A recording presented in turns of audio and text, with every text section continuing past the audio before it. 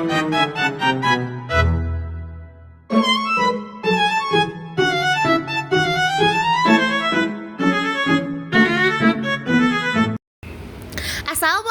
warahmatullahi wabarakatuh. Kembali lagi di channel podcast Gen Z Silsila. Sebelumnya perkenalkan, nama saya Kalisa Fataliasari selaku host di podcast kali ini. Kali ini kita akan membahas tentang kekerabatan matrilineal dan patrilineal. Sebelumnya di sini kita udah kedatangan narasumber kita, yaitu Nabila dan Akila. Sebelumnya kalian boleh nggak sih perkenalkan nama kalian dulu dan asal sekolah kalian? Halo semuanya, nama aku Nabila Rizky Ramadhani dan asal sekolah aku SMP Negeri 40 Jakarta. Halo semuanya, perkenalkan nama saya Akila Khairgia, saya berasal dari SMP 40 Jakarta. Wih, sangat antusias dan semangat kali ya mereka. Sebelumnya, kalian tahu nggak nih apa yang dimaksud dengan sistem kekerabatan matrilineal dan patrilineal?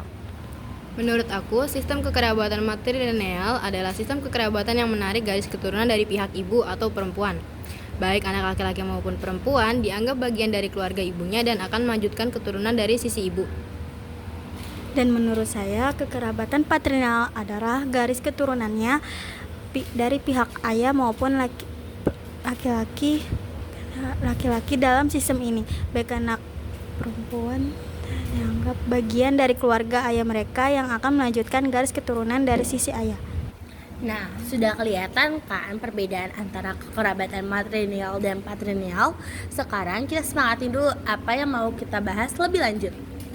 Kalau aku setuju kekerabatan patrilineal. Bagaimana kalau Akila? Saya setuju juga dengan Nabila, kita bisa fokus dengan materi itu. Sip, kita sudah menentukan harus berfokus di materi mana. Kita harus membahas daerah mana saja di Indonesia yang menerapkan sistem patrilineal. Di daerah Indonesia yang menerapkan sistem patrilineal, yaitu ada Sumatera Utara, Bali, Maluku, Papua, Sulawesi Utara, Maluku, dan Sumatera Utara. Wih, banyak juga ya contohnya. Bagaimana sih? Misalnya di suku Batak, ini menjadi suku yang paling kuat dari kekerabatan patrilineal. Setiap orang Batak memiliki marga yang diwariskan dari ayahnya. Marga inilah yang menjadi identitas utama dalam masyarakat Batak. Ada juga nih peraturan dalam kekerabatan patrilineal di suku Batak, yaitu pernikahan yang harus dilaksanakan dengan orang yang berbeda marga untuk menghindari pernikahan terlarang. Setelah menikah, istri masuk dalam marga suaminya.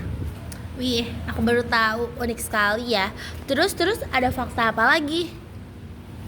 Terus juga tentang warisan. Warisan seperti tanah dan harta benda cenderung lebih banyak diperoleh kepada anak laki-lakinya.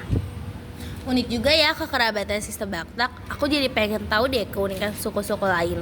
Sebelum itu, banyakan mana nih antara kekerabatan patrilineal atau matrilineal di Indonesia? Kalian tahu nggak? Di Indonesia, sistem kekerabatan yang paling dianut adalah parental atau bilateral. Kekerabatan parental itu apa? Parental itu adalah sistem yang menarik garis keturunan dari kedua belah pihak, baik dari ibu maupun ayah. Suku Sunda dan Jawa adalah contoh suku-suku besar yang menganut dalam sistem ini.